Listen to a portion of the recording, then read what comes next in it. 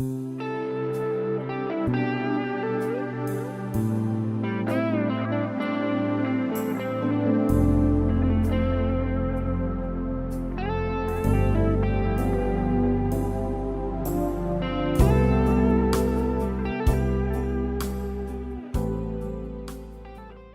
name of this talk is Before We Can Flow, We Gotta Let It Go.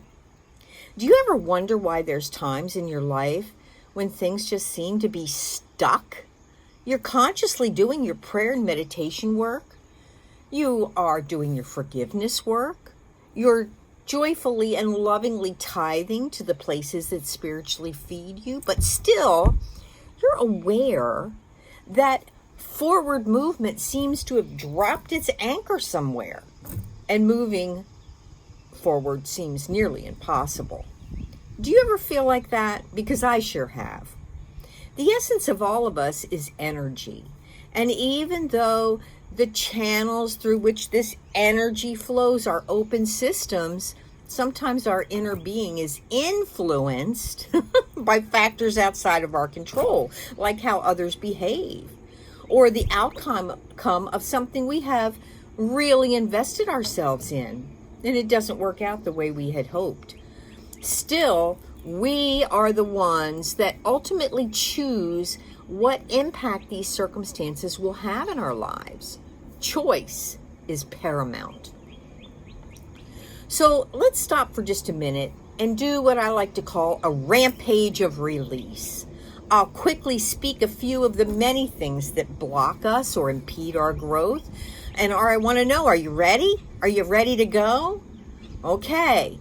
I release thoughts of illness. I release thoughts of anger. I release thoughts of resentment. I release thoughts of there's just not enough. I release thoughts of poor relationships. I release thoughts of loneliness. I release thoughts of growing old and decrepit.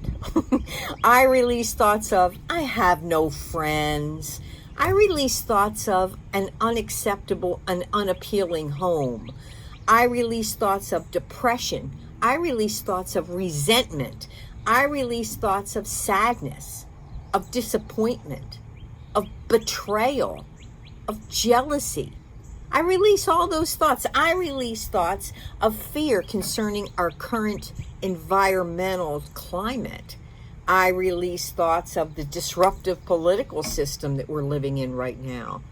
I release thoughts of natural disasters. Do any of those feel familiar? Does any of those resonate with you? I would love it if you would put in the comment section, especially after you have given me a thumbs up and subscribe to this channel, what things you want to release, what things no longer serve you. Okay? Now, when we release something, we need to fill that space immediately with what we really do want.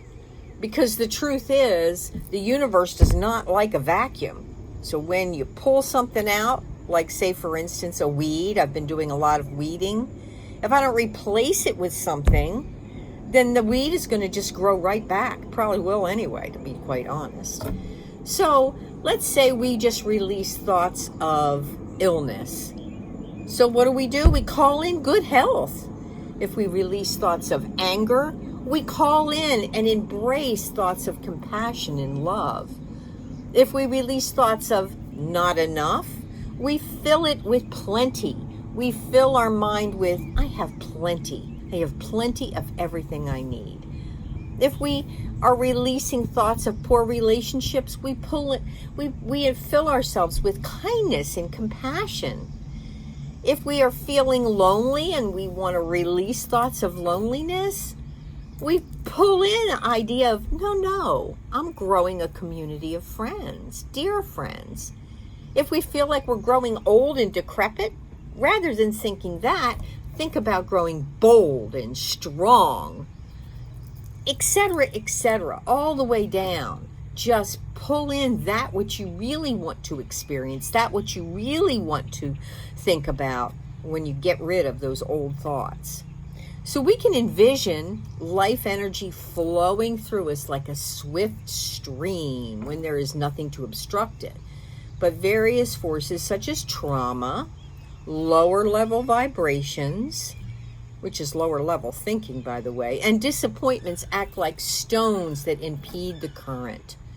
If we allow these to pile up, or more likely in my case, I'm unaware of a pile up, then our life energy is thrown off course or blocked entirely, causing illness and restlessness and a lack of vigor, a lack of direction, a lack of focus.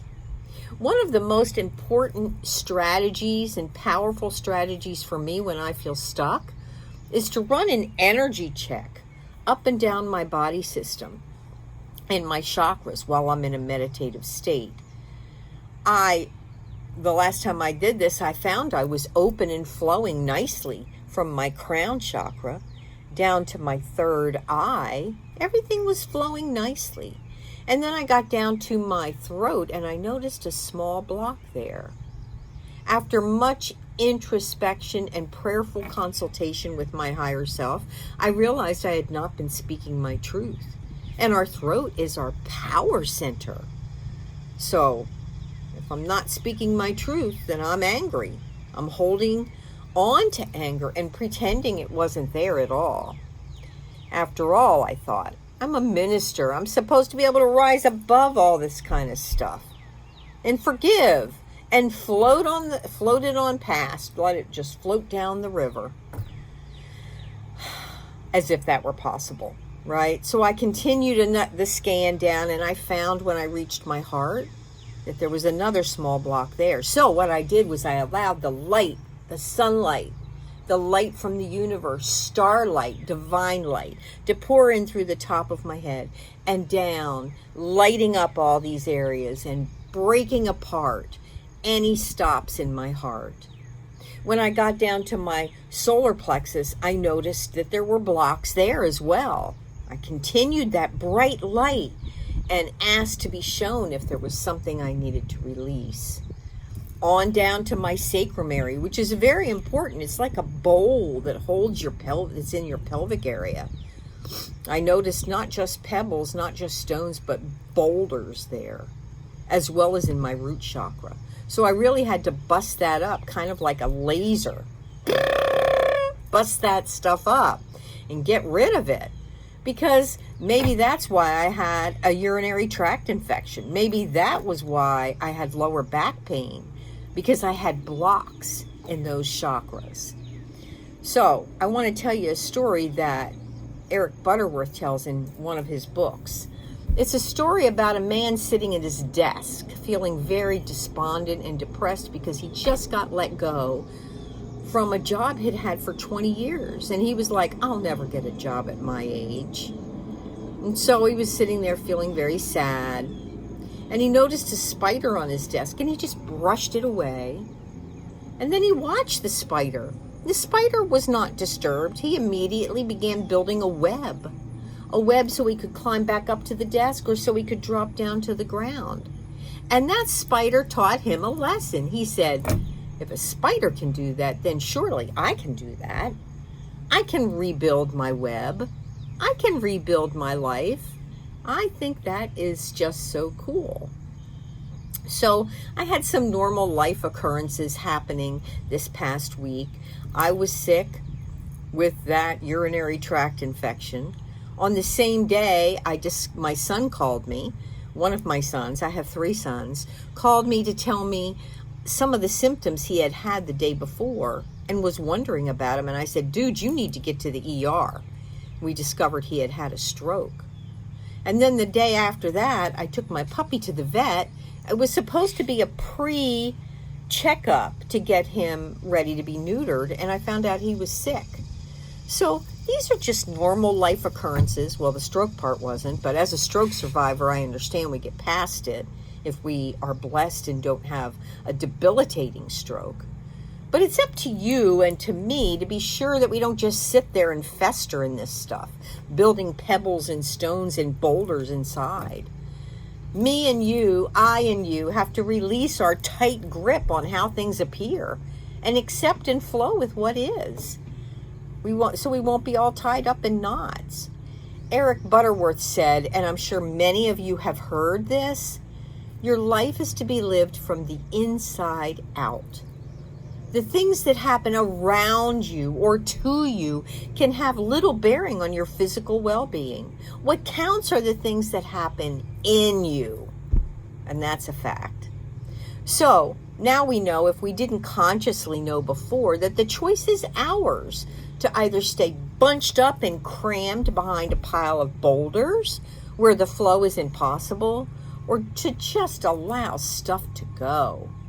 Open our tight little grubby fists and let go of all we think we need to control. And by the way, that's nearly nothing. So why fight it? We really have so little control.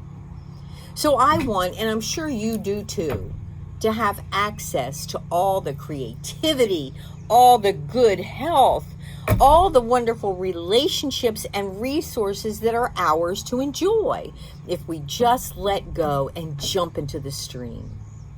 So I'm going to finish up with this glorious, beautiful quote from the Greek philosopher Plotinus.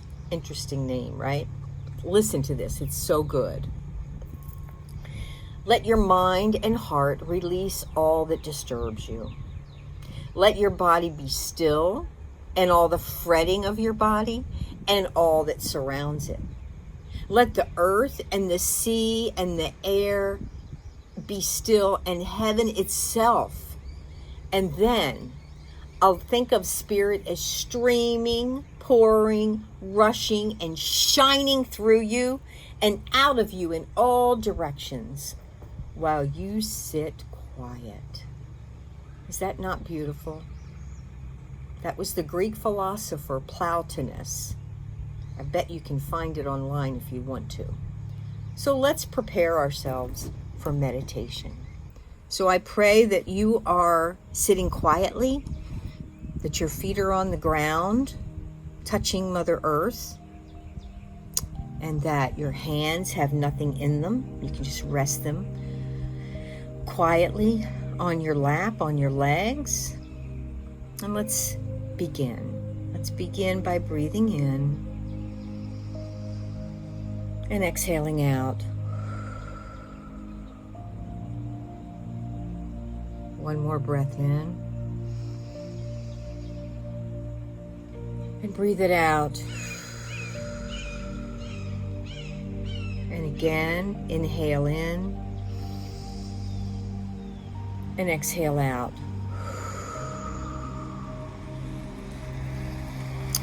So let's go ahead and just do a scan through our chakras, and you'll be able to feel whether you have blocks anywhere. And if you do, you shine your bright light on them. Allow the light, the starlight, the sunlight, God's light to flow in through your crown, and sit right there for a minute and see if your crown chakra is open. And if it's not, you'll feel that it's not. Bring the light to the crown of your head and swirl it around. Bring it around and around and around your crown chakra.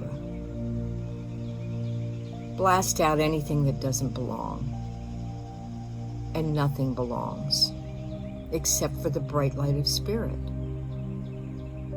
So drop on down to your third eye, that spot between your eyebrows. The color is indigo. And hang out there for a minute. Hang out at your third eye. I'm doing it with you. If there's no blockage there, be grateful and say thank you, God. Bring down that light from your crown chakra into your third eye. Swirl it around. And then drop on down to your throat chakra. Your throat chakra is your power chakra. Because your voice is your power point. So check it out there. See if you've been speaking your truth. See if you've been not speaking truth at all. And tend to your throat chakra. Bring light down into your throat chakra.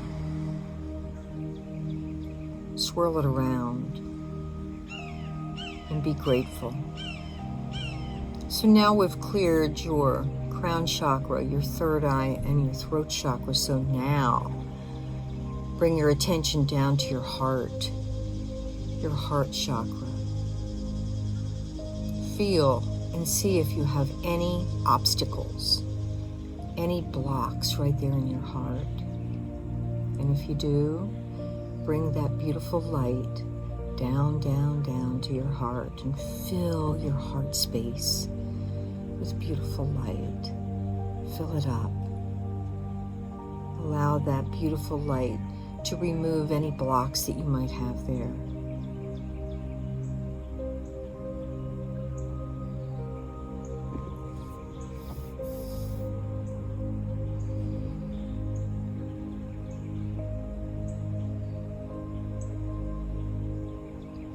Now bring your attention down to your solar plexus, the spot above your belly button.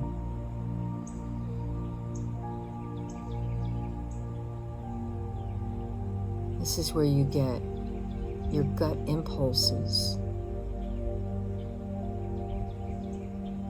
This is where you get the yes or no, yes or no. Fill that whole area, fill it up with white light.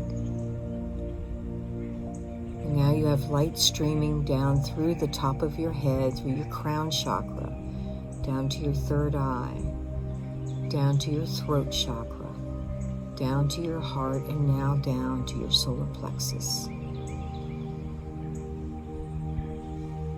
If you feel blocks here, it will be hard to access creativity or to access inner knowing.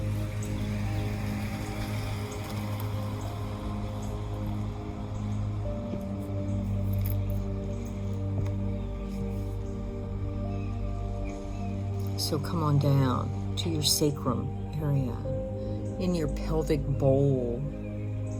Fill that area up with bright light. A lot of times we have blocks here and we don't know why, we don't know how they got there, and you know what? It doesn't matter. If you know you have blocks there, just direct your light onto the blocks. And maybe later in prayer and meditation, you can find out what those blocks are and how you can consciously remove them. Right now, we are swirling white light around in your sacrum area, in your pelvic bowl.